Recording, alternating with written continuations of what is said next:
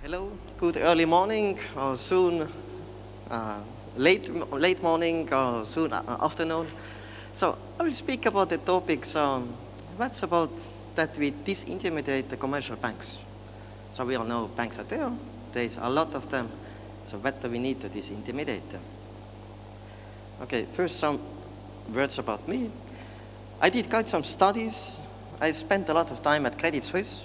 So I know banking inside out. But they are very interesting hobby. And my hobby are monetary systems, my hobby are credit systems, and they are triggered by the Lehman crisis. And okay, I'm running then smart credit in Switzerland and in Estonia. Okay, let's get to the topic. Now, blockchain is about disintermediation. Okay, who will disintermediate the banks? Let's think. In Switzerland, there are 253 regulated banks. In Europe, there are 7,700 banks. Worldwide, the numbers are changing, up and down. It's like 23,000 different banks. So who will disintermediate the banks? Who will do it? Bitcoin was created as a monetary system, but banks are extension of the monetary system. So let's think, why are the banks there? What is the core business of the banks? Of these 23,000 banks worldwide. These are two topics. It's financial intermediaries. It's payments and safekeeping. Okay, payments, dollar payments, euro payments, you name it, payments. And safekeeping, it's just keeping your assets, keeping your stocks, your debt obligations, fixed income assets. This is one topic. The second topic is, it's a credit and credit money. Banks are creating credit money. All the money that you have on your bank accounts, that you receive your employers, this is credit money created by the banks, by the commercial banks. And the third function is, it's a wealth management. Okay, it's more for the universal banks, but let's come out from the universal bank. So we have wealth management function. That means these are three key functions: financial intermediary, payment, safekeeping, and as well credit and wealth management. Okay, now, how should we proceed? It's always very easy. It's follow the money. Let's look where the banks are generating their profits. It's actually very easy, so it's kind of average. 30% of banks' profits today, they come for the fees for payments and for transactions. Okay, on blockchain it's for free. Now, cool. Now, the next 40%, it's coming from credit, issuing credit and creating credit money. So the banks create credit money. And the next 30% is the wealth management, okay, for the universal banks. Let's stay by the universal bank. And now let's go one by one through these topics, one by one, and let's see what do we need to disintermediate them. Because if we disintermediate all these functions, we have disintermediated a commercial bank as such. Or there's a roadmap to do it. Okay, good. This is how it works today with the transactions, payment transactions. You make a payment from here to today. We all know there's a lot of intermediaries. In Switzerland, if you do payment from one bank to the next street, it takes you 24 hours. In Estonia, it takes 2 minutes. So we have different qualities of these payments. And on the safekeeping, there's a so-called code for T+3. It takes 3 days to make a transfer of one asset to another safekeeping asset. That's how it works now in the banks. Very simple. And we know the blockchain enables decentral transactions. Very easy, everyone knows it, anyone. But to disintermediate now that payments and the transactions, what we need much more, it's tokenization. Let's think all these assets that we have in the safekeeping accounts, in the banks, the stocks, the funds, the ETFs, the fixed income funds, you name it, funds, all everything. Tens of thousands of them. But we need tokenization. When we have tokenized the assets, then we can take this 30%, which is payment and which are transactions, away from the banks. So, now the first 30% is gone. Okay, now let's go to a little bit more advanced topic. Banks are in the business of creating money. Banks create credit money. Every time bank gives a loan to you, a new credit money is created. Every time you pay back the loan to a bank, credit money is destroyed. So banks are there to create the credit money, the extension of monetary system, and everyone, all of you, all the money that you have on banks accounts is created via lending of commercial banks. All money. The only non-lending money is just the notes, the euro notes and euro coins, or Swiss franc notes and Swiss franc coins, but all the rest of the money is created via lending. Okay, let's go a little bit more into detail. The current monetary system, we have base money. Okay, it's since 100 years so. The base money is created by central banks. Okay, we have ECB, Federal Reserve, there's a lot of them. Central bank money is 10%. It's a 10% of total money. Now, and in a current system, the credit money is 90%. So, if you speak about disintermediation of the banks, we have to address this topic. How do we create decentral credit money without the banks? Well, let's think once more how banks are doing it. Banks create and destroy money via lending process. Banks protect money with the reserves because this created money is value protected. Banks are doing credit ratings for every client. That means how valuable you are for the bank. Now, if you receive phone calls from your relationship manager, then you are probably very valuable. Now, they don't call me, so probably I'm not so valuable. But bank has always internal credit ratings for every client. And the fourth thing, bank is doing as well legal enforcement. If the loans should fail, so if the loans are not working, these things. And this is how banks are creating credit money. Okay, this is so last 100 years, but we know the human civilization is a little bit older than 100 years. It's actually pretty old. Now here on the left side, you see one little stone. This is the oldest evidence of a credit money in the human history. It's from Mesopotamia. And this is at the moment in a British museum. It's a photo of this. It's 5,000 years old. The decentral credit money is again 5,000 years old. And the credit money has been created by humanity for decentrally 4,700 years long. And then we got in a phase where the central bank started, so first in Sweden, then it was in London, then the banks started to create the private credit money, and 100 years ago, then the central banking system got much more established with the Federal Reserve and so on. And now we have centralized credit money, because banks actually are doing franchise for the central banks in issuing credit money.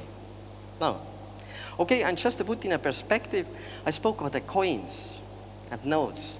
Coins are 2,500 years old. Credit money is 2 times older. So, it's a part of human history. It's a part of key human innovation. It has been always there for the 5,000 years. And at the moment, banks are doing this. Now, good. Now we know this. But how do we disintermediate this? How do we get banks out from this function? Now, that's how we can do it. Exactly in the same way as banks are creating the money can create it peer-to-peer in a decentral transactions. Exactly in the same way. And it can be destroyed in decentral transactions when money is paid back. Now, what's about the base money that the central banks are creating? The base money, Bitcoin, Ether. Okay, I will not say Bitcoin Cash. Litecoin, I will say. This is the base money. It's non-manipulatable, it's a commodity money. And on top of this, there will be elastic supply of decentral credit money. So, that means if you want to disintermediate the banks, this is one of the topics to be addressed. And this is the key topic to be addressed. Now, let's get to the wealth management. Okay, wealth management gets relevant for you if you have 500,000 investable assets or 1 million investable assets, then you start to get the calls from relationship managers. So what is wealth management? It's practically you put your assets in the bank and bank that looks that you're getting a little bit more assets. What is the process? We do investment policy statement, your willingness to take a risk, your capability to take a risk. We do a portfolio definition, we do a portfolio execution, then we put the funds into the right places during a portfolio execution. But now, as it is today, if you're looking on the banks, most of these processes, surprise, surprise, manual. It's a manual process, and parts of this process being not automated, but let's say half automated. Let's be a little bit positive, so it's not manual, it's half automated. Now, what we will need then to be, if you want to disintermediate the banks, we need exactly the same steps. But we need automated investment policy statement creation. We need automated portfolio definition, automated portfolio execution, everything automated. Now we looked on these three key functions. How to disintermediate the three key functions of the banks. Let's start to summarize, so my time is running out as I'm seeing it. So what do we need? First, tokenization. Tokenization of all assets that you keep in safekeeping accounts, but as well tokenization of additional assets. Tokenization. Second, we need decentral credit. We know that DeFi systems, it's decentral credit. But this is only half of the picture. We need decentral credit money, because banks are in business of creating money. They are franchise for the central banks. And at the moment, there are only two systems which are creating credit money. One is MakerDAO. They're creating non-interest-bearing credit money, meaning you don't get any interest for this. The old system, smart credit system, it's interest-bearing credit money. So, and what do we need the more? Wealth management automation. It's automation of the policy, investment policies, definition, portfolio definition, portfolio automation, portfolio execution automation. So, and now we are getting to the decentral bank, DAB, decentral autonomous bank architecture. That's a DAB architecture. My good friend Tobias was speaking about decentral digital asset storage. This is the basis. But this is 100% done. We have non-custodial digital asset storage. Everyone can use it. Everyone can use it. Now, let's look payments and transactions. They're there. They're 100% there. Everyone can transfer the assets. Okay, the percentages show how much has been implemented. Okay, it's my estimation. Now, decentral credit, the DeFi systems, I would say 50% is done. 50% is there. Okay, 50% remaining. Now, decentral credit money. Okay, like we said, if we want to disintermediate what the banks are doing, we have to re-implement the system, which existed actually pretty successfully 4,700 years long before the central banks, commercial banks were created. I know people can, of course, say it was dark ages in Europe, but I rather remember the Renaissance instead of dark ages in Europe. Now, we need tokenization. Okay, we say beyond than 20% tokenization of every asset. And we need wealth management automation. And I think the wave is going now here from the left to right. The decentral credit systems are there. They're starting to emerge. Now we're getting the decentral credit money, that this system starts to emerge more. Then the tokenization is getting more and more traction. And last, on the end, we have also wealth management automation. And then we have decentral autonomous bank. A bank without being a bank. So I'm sure if Mario Draghi will see this slide, he will love it. But now, that will be the future. And now we are getting there this simple question, DAB, Decentral Autonomous Project. Who will do it? You remember there was an ICO phase, it's like they created a lot of projects, there was a crypto bank here, and crypto bank there, and crypto bank there. Everyone called himself a bank. But our answer, our view is, all projects together will create these decentral autonomous banks. The steps of tokenizations, the steps of wealth management automation, the DeFi systems, decentral finance systems, which are creating the lending and borrowing, and last but not least, decentral credit money, just to take over this function from the commercial banks. Well, now I'm through my presentation. There's 3 minutes, a little bit less than 3 minutes, 2 minutes remaining. Please, some questions. Yes, please. I can hear you, I can repeat. Yeah. Yes. Thank you very much for a very interesting presentation. And I just studied your website, and I think you are implementing all your ideas in a particular project, which is a Smart Credit IO. And I have a question: how is going on? Because you have like in quarter 3 you have a implementation start in the EU market. How is going on? Because the idea is very interesting. I really like it. Okay, the plan is to launch it in November, to go live in November. And this, okay, Smart Credit is doing part of this roadmap. It's a part of creating decentral credit money. Now, again, MakerDAO is creating decentral credit money, but it's not interest bearing. Now, let's think of the commercial banks. Commercial banks, there is an interest. If we decentralize money creation, who will get interest? In case of Maker, the interest is going to Maker stakeholders. But it's not the community, these are the investors. In all cases, the interest is going to the people who keep credit money. Just imagine you keep the credit money and you're getting interest, you're getting interest. So we need decentralization of principal, we need decentralized principal payments, and decentralization of credit, interest payments. Maker is doing only the first part. The second is missing, because it's always the question, who gets the interest? But, I'm sorry, I'm starting to speak my favorite topic. Yeah, November is on. Let's go live, let's switch it on. Thank you.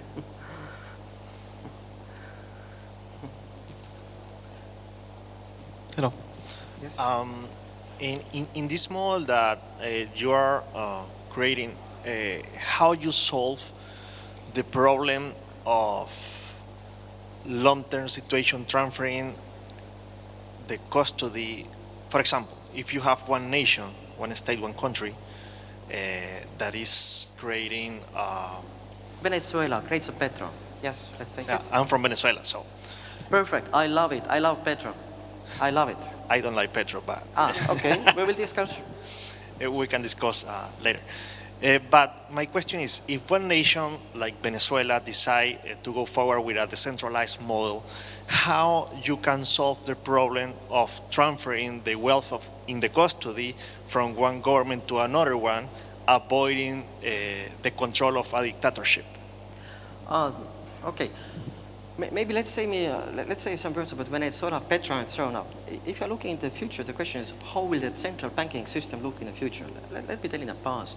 From year 5000 back to till 2500 years back from today, that base money was commodity.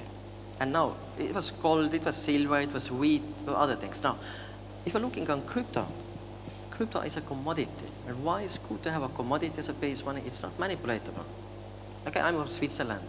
The Swiss National Bank increased the monetary base from 2007 till today 11 times. But you don't read this in a newspaper.